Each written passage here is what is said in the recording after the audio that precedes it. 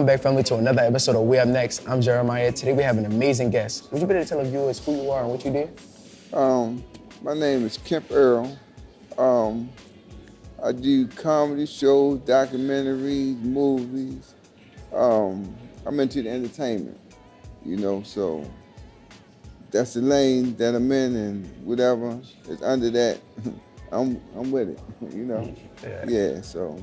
What made you want to be start learning more, like want to become like an influencer in like the entertainment industry? Like, was it like difficult?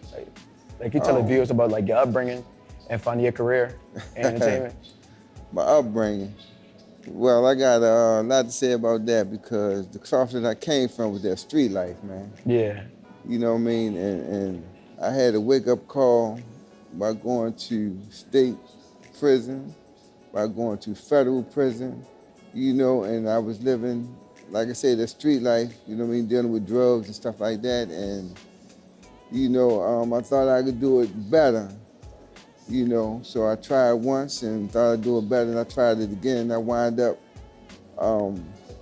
not being successful, in that field, so my last encounter was, I had got 12 years with the feds.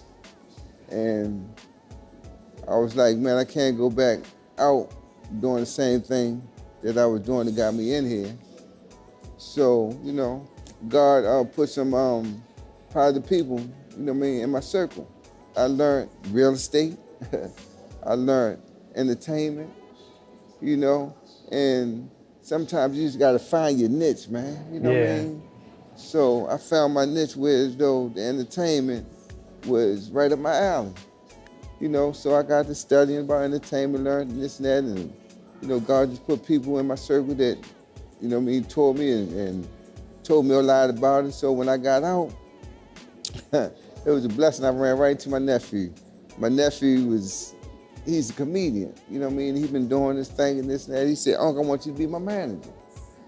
So I'm like, man, that's right on time, man, So I went on, decided to go ahead and get my business, my LLC, and do what I need to do to be legit, everything, all the paperwork and everything. And I wind up having my sister to be the agent, whereas I'm more like a street guy or a guy that's moving around and know people, and I got my sister to be like the agent, whereas though she deal with the networks and the venues and stuff like that. So I just took a turn, man, whereas though sometime in life, man, you just get tired of doing the same old stuff, man, and getting the same old results. Yeah. You know what I mean? So that's what changed me into getting into the entertainment. Okay, well, has it been difficult from like your initial career path into like becoming into like the film industry and stuff? It's been kind of difficult to transform from one life that you used to another. Yes. Because I was used to that fast money, man. Yeah. You know what I mean? And getting what I want, what I needed, and all that. Yeah, that's how it is. It's definitely how it is. Fast money. Man, I got my first job, man. I ain't never worked a day in my life. You know what I mean? I got my first job, legit job, man. Now I understand what people was talking about, paycheck to paycheck.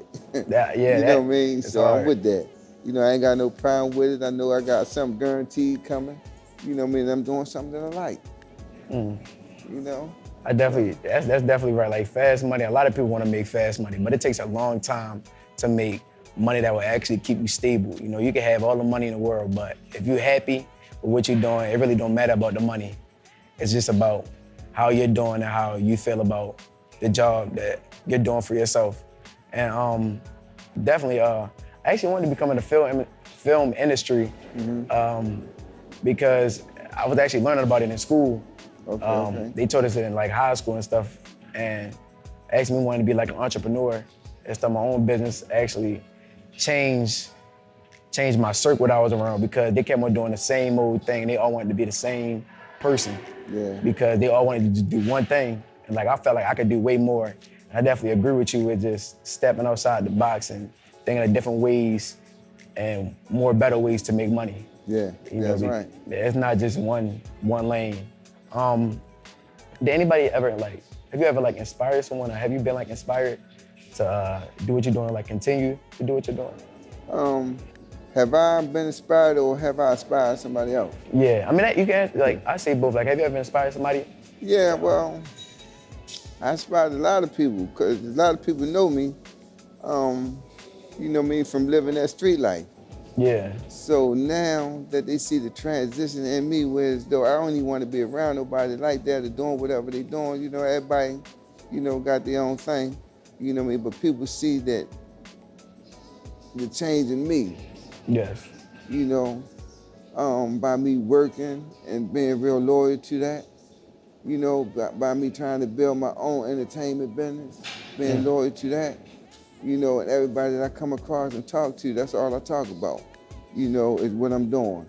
So far as whether it's a comedy show, you know, I had some movies on TV as well, you know, because I have people to come to me that have movies already done, but they don't know the next step, or they don't know the person to get them to that next level. You know what I mean? And that's where I come in at. You know, I deal with TV. I got some movies on TV. I'm getting ready to start dealing with BET Plus and That's amazing. Netflix and, you know, different venues like that. So, you know, I inspire people with it, though people inspire me, like my nephew. You know, like I say, he's a comedian, and he asked me to be his manager. You know, so now I'm trying to work on getting him to open up for some major comedians. You know, that's my next step. You know, I'm getting ready to try to do a night. Well, I've been building my clientele up, you know what I mean, for little shows here and there, comedy shows. And I'm working on my major comedy show, you know, as we speak. So hopefully, you know, everything will jump off the way I want it to. Have you had any setbacks that made you want to give up, but you continued?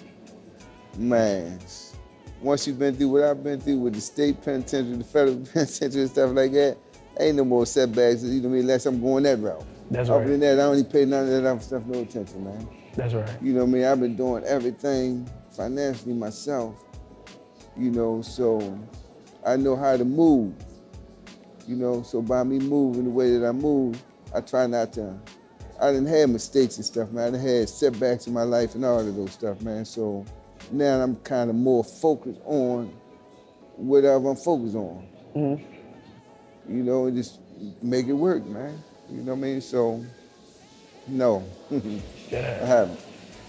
Well, what was the moment you realized that this career is for me? I know I'll be able to do this for years on, maybe decades, and maybe able to give it to my kids, grandkids. What would you? That's what I've been trying to do, make this a family business, man. Yes. You know what I mean? I'm trying to get my daughters involved, my sons involved, you know what I mean, nephews and family involved, because as we know, movies, do you know, let me ask you a question, do you know what the main entertainment is, the number one entertainment is nowadays? I'm gonna just give you a hint, it's not action, it's not drama. Comedy. Yes, sir. My man, you right on know. Yeah, so comedy is number one main entertainment that's today. I'm starting to realize, that's actually right though, because a lot of people watch more comedy than scary and just other movies, because they want to, Yeah, I mean, after all the tragedy we done been through with the COVID and a whole lot of that other stuff, you know what I mean? People starting to get out and this and that. People want to laugh, man. You know, They say what, laughing is a key to your soul or whatever, you know what I mean? But yeah, so entertainment with the comedy is rising, man. You know, it's rising.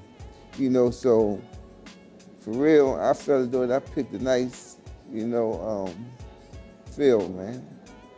You know, I picked a nice lane with the comedy. That's definitely right. Any upcoming projects you want to tell the viewers about? Yeah, I have an upcoming event. I'm still working on it.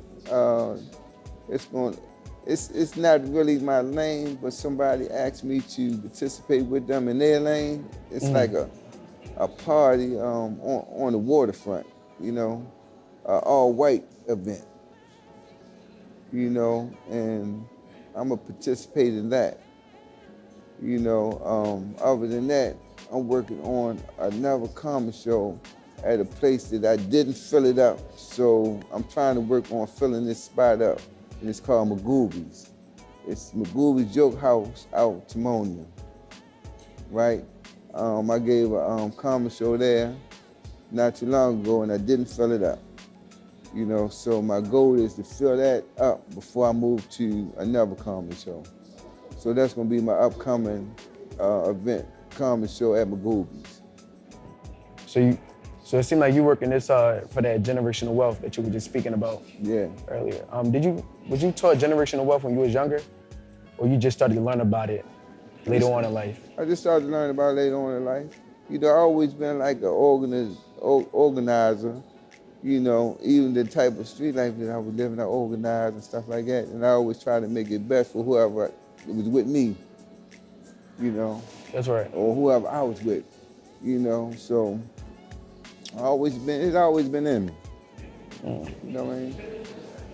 So generational wealth, it take a lot of time to build businesses for kids to keep for themselves and lead on for generations and generations.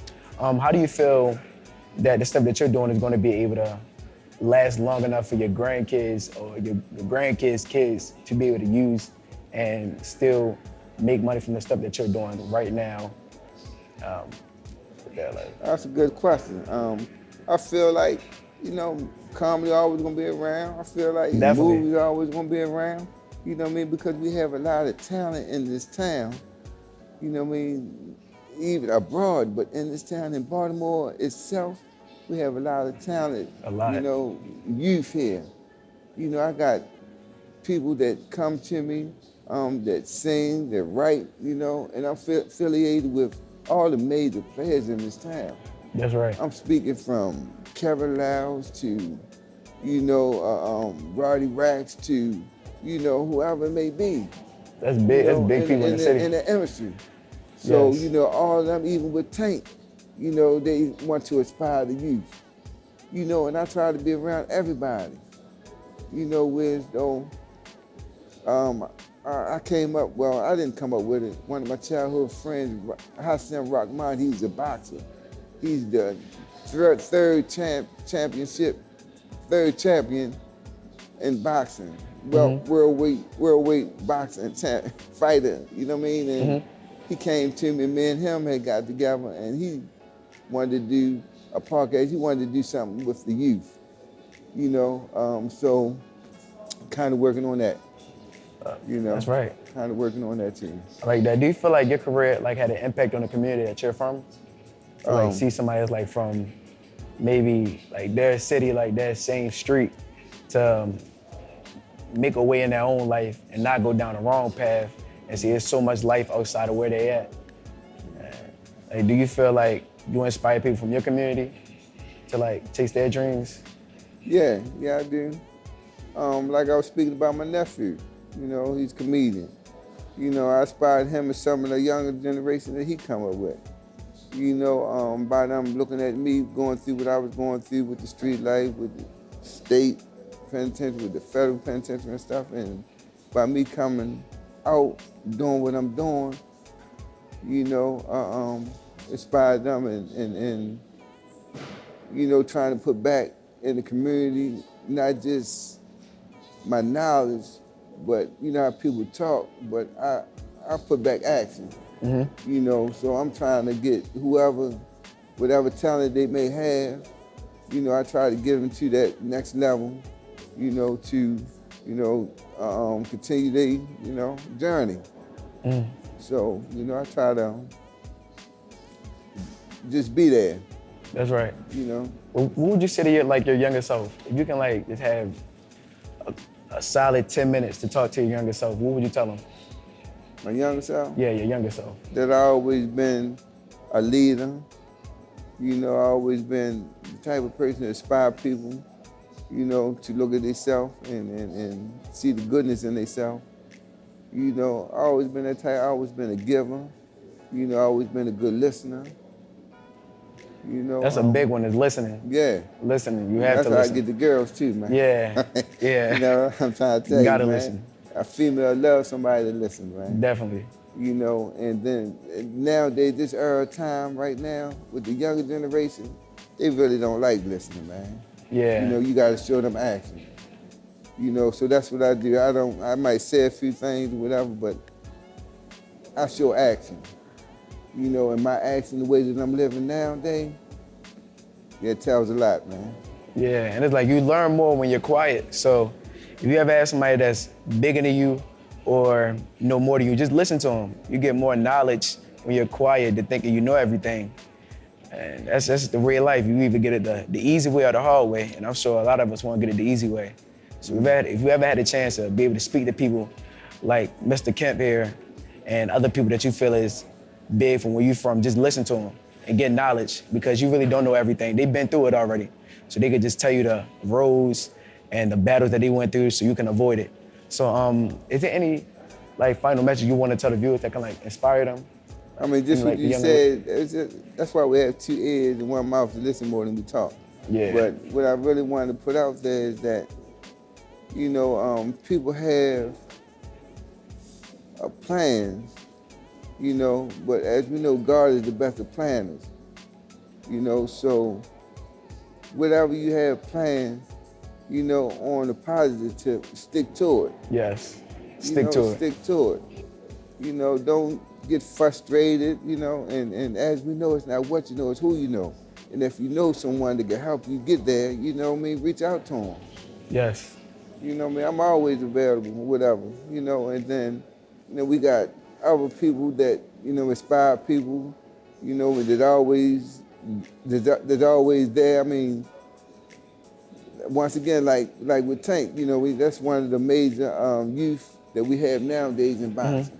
You know, we got Calvin, you know, one of my childhood friends, where they'll be inviting all the youth to come down to Upton boxing. You know, I got whoever likes boxing. I got another nephew that coaches football teams, basketball teams. You know what I mean? So I don't know, whatever, somebody might want to get into the entertainment. You know what I mean? So whatever it is that inspire you, whatever you want to do, you can do it. Just, you know what I mean? It ain't what you know, it's who you know. Definitely. You know, so try to reach out to whoever, you know, might need to reach out to get you where you want to be. Hey, would you be able to tell the viewers where they can find you on any platforms? Yeah, Instagram, IG, under Kemp, K-E-M-P, Kemp Earl Mitchell. Gotcha. You can pull it up, that Facebook, and my comedy shows and all the documentaries and the movies that I have on TV, all the stuff will come up. Stay safe in these holidays. Chase your dreams. Listen, if y'all have somebody that's bigger than you, just listen to them. We had 2 ears and 1 mouth, like he said, which is the best quote I ever heard that changed my life for listening for the better. Just chase your dreams, like I said, man. Stay safe. Bless y'all. Have a good one. We up next.